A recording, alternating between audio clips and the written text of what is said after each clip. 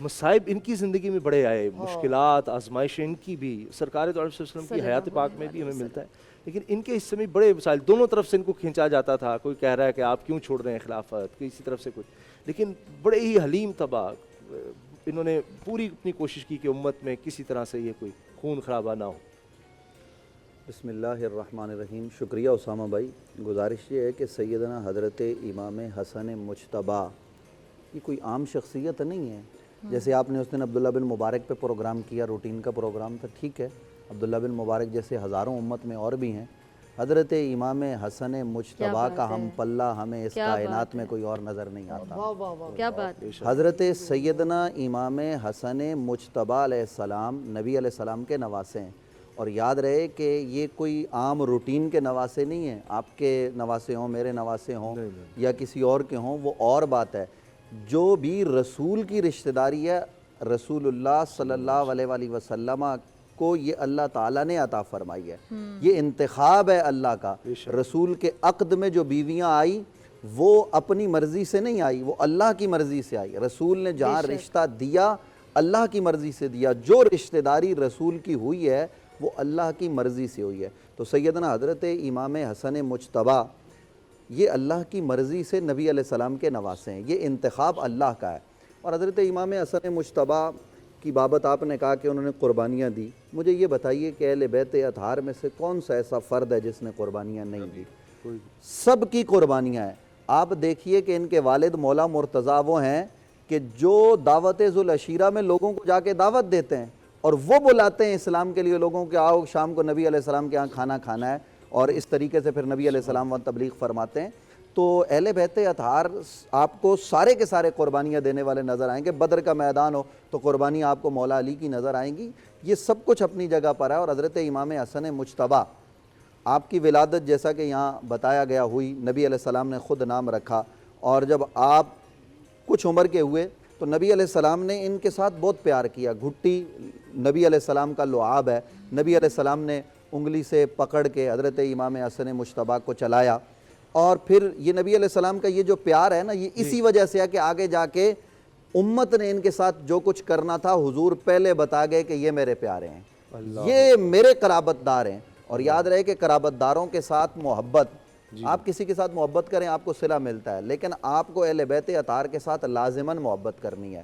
قرآن مجید نے کہا قُلْ لَا أَسْأَلُكُمْ عَلَيْهِ أَجْرًا إِلَّا الْمَوَدَّةَ فِي الْقُرْبَى، حضور نے فرمایا اے امت میں نے تمہیں سب کچھ دیا، لیکن میں تم سے کوئی اجر رسالت طلب نہیں کرتا، إِلَّا الْمَوَدَّةَ فِي الْقُرْبَى، سوائے اپنے قرابت داروں کے۔ تو قرابت داروں کے ساتھ محبت اللہ کے حکم سے نبی نے طلب کی ہے، تو ہم سب کے لیے ان نفوس قدسیہ سے محبت کرنا یہ لازم اور واجب اور ضروری ہے، اس کے بغیر لیکن میں آپ کی بات بتائی، میں یہ جو محبت فرما رہے ہیں نا، یہ بھی امت ہی کے لیے ہے، ان کو فائدہ نہیں ہے، امت کو فائدہ ہے اس کا۔ ہاں فائدہ تو ظاہر ہے، ہم ان سے محبت کریں گے تو ہمارا اپنا فائدہ ہے۔ تو امام حسن مجتبیٰ آپ دیکھیے کہ آپ کی شخصیت پر بڑے داغ بھی لگائے گئے۔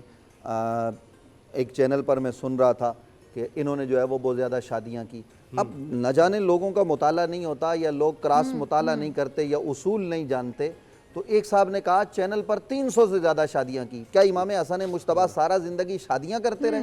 مطلب شرم اور حیا نام کی کوئی چیز نہیں ہے۔ آپ نے شادیاں ضرور کی، نکاح کیے، آپ ان کو کہہ سکتے ہیں 10-11 نکاح کی روایات ہمیں ملتی ہیں جو آپ نے کیے، اور وہ بھی لوگوں کی خواہش ہوتی تھی اسامہ بھائی، ہوتا یہ تھا کہ ہماری رشتہ داری خاندان رسالت سے جڑ جائے، اور بھلے وہ ہمیں بعد میں طلاق دے دیں۔ حضرت امام حسن مجتبیٰ نے اس طریقے سے نکاح کیے۔ یہ جو الزام آپ پر ہے یہ بھی اصل میں اہل بیت کی دشمنی میں ہے، اور یہ میں عباسی ہوں، میرے نام کے ساتھ عباسی لگتا ہے، میں کہہ رہا ہوں نا، میں بیٹھ کے کہہ رہا ہوں، کوئی انکار کرے، یہ بنو عباس نے روایتیں گھڑوائی ہیں یا بنو امیہ نے گھڑوائی ہیں؟ یہ روایات جو ہے وہ دارالحکمت میں بیٹھ کے جو ہے وہ بنائی گئی اس طرح کی روایتیں، یہ اہل بیت پر صراحتاً الزام ہے۔ باقی رہا سختیاں، تو آپ دیکھیے کہ نبی رحمت کون ہے؟ اسامہ بھائی آج آپ کرنٹ افیئر کے پروگرام کرتے ہیں، ہمارا ایم این اے اپنی ایم این اے شپ نہیں چھوڑنا چاہتا، ہمارا کونسلر اپنی کونسلر شپ نہیں چھوڑنا چاہتا۔ کون ہے کائنات میں؟ میں سمجھتا ہوں اس کائنات میں نبی علیہ السلام کی اس امت میں اور پہلے نبیوں کی امتوں میں بھی حسن سے بڑا کوئی سخی مجھے نظر نہیں آتا۔ اتنا بڑا سخی امام حسن مجتبیٰ ہے کہ پوری کی پوری مملکت، پوری کی پوری ریاست اٹھا کے دے دی تاکہ نانے کی امت میں جو خون ریزی ہے وہ ختم ہو جائے۔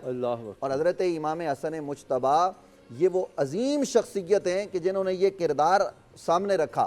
تو آج ہمیں درس یہ ملتا ہے کہ ہم لوگوں کے ساتھ خون ریزی کا جو سلسلہ ہے اس کو ختم کرنے میں اپنا کردار ادا کریں۔ یاد رہے کہ امام حسن مجتبی نے یہ عمل اپنی جان بچانے کے لیے نہیں، ڈر کے نہیں، حضرت امام حسن مجتبی علیہ السلام نے یہ عمل اس لیے کیا تاکہ امت میں صلح ہو جائے، خون ریزی بند ہو جائے اور کام آگے بڑھے۔ اور حضور علیہ السلام کی بشارت، اور یہاں یہ بات بھی میں عرض کر دوں کہ ہمارے ہاں اہل السنہ و جماعہ میں نبی علیہ السلام کے بعد خلافت 30 سال ہے، 30 سال کے بعد خلافت نہیں ہے، اور حضور نے فرمایا میرے بعد خلافت 30 سال ہوگی، اور وہ 30 سال حضرت امام حسن مجتبی کے 6 ماہ شامل کر کے، 5 ماہ کچھ دن، 6 ماہ کچھ دن کی روایات ملتی ہیں، وہ شامل کر کے۔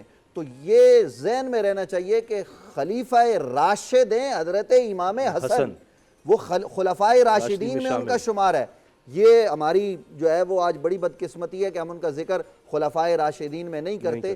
بعض لوگ پھر کہہ دیتے ہیں کہ ہم ان کو علی کا پرتوئی سمجھتے ہیں، یقیناً وہ پرتوئے علی ہیں، لیکن ان کی خلافت 6 ماہ اپنی ہے۔ یہ اہل سنت کا اجماعی موقف ہے کہ آپ کی 6 ماہ کی خلافت ہے، اور آپ خلیفہ راشد، خلیفہ برحق ہیں، اور آپ نے جب صلح کر لی تو اس کے بعد خلافت نہیں ہے، وہ ملوکیت ہے۔ خلافت راشدہ علی منہاج النبوہ وہ 30 سال ہے، اور وہ حضرت امام حسن مجتبی پر مکمل ہوتی ہے۔ اور میں آخری بات یہ عرض کر دوں، آپ کے گوش گزار کر دوں کہ جی آپ بتائیں۔ وہ ترمذی کی روایت میں ابھی دیکھ رہا تھا، ترمذی نے روایت نقل کی ہے، فرمایا کہ رسول کریم نے یہ فرمایا کہ میرے بعد 30 سال خلافت ہوگی، اور اس کے بعد بدترین ملوکیت ہوگی، بدترین بادشاہت۔ تو یہ ذہن میں رکھیے گا، یہ رسول کریم کی حدیث ہے، کسی اور کی نہیں۔ اچھا، تو دیکھیں گزارش ہے کہ اس کے بعد بادشاہت کا سلسلہ ہے۔ آپ کی جو صلح ہوئی ہے جناب حضرت معاویہ سے، تو ہمارے ہاں یہ بات ذہن میں رکھ لے کہ اس کے بعد یعنی جو کچھ معاملات پہلے نزاع ہوئے، اختلاف ہوئے، ظاہر ہے صلح کو لے کر بہت ساری باتیں کی جاتی ہیں، تو ہم یہ سمجھتے ہیں، اور یہ اہل سنت کا اجماعی عقیدہ ہے کہ حق ہمیشہ حضرت علی کے ساتھ تھا۔ الحق حیث دار علی، جہاں علی ہوں گے وہاں حق ہوگا، اور حضرت علی کے مقابل آنے والے حضرات وہ خطا پر تھے۔ ہمارے یہاں پھر اس خطا کی پھر ترتیب بیان کی گئی ہے، خیر وہ اس وقت ہمارا موضوع نہیں ہے، لیکن حضرت امام حسن مجتبی نے صلح کی، تو ہمیں امام حسن مجتبی کی صلح کو پیش نظر رکھنا چاہیے۔ امت میں فتنے اور فساد کے دروازے بند ہونے چاہیے، محبت اہل بیت کا درس ہر جگہ سے آگے بڑھنا چاہیے۔ اے نور خدا، نور بصیرت کی طلب ہے، رمضان کا صدقہ تیری رحمت کی طلب ہے، مخفی ہیں اسی ماہ میں رحمت کے قرینے، گرداب سے نکلے ہوئے بخشش کے سفیر، گویا ہیں تیرے عشق میں ہم سب برابر، مجلس کو تو گلدستہ فردوس بنا دے، رندوں کو ثنائے شہ لولاک پلا دے، تو شمع قلم کو ید بیضائی عطا کر، بچوں کو تو افطار میں تسلیم عطا کر۔ رمضان المبارک کی خصوصی نشریات رمضان میں بول، صرف بول انٹرٹینمنٹ پر۔ رمضان میں بول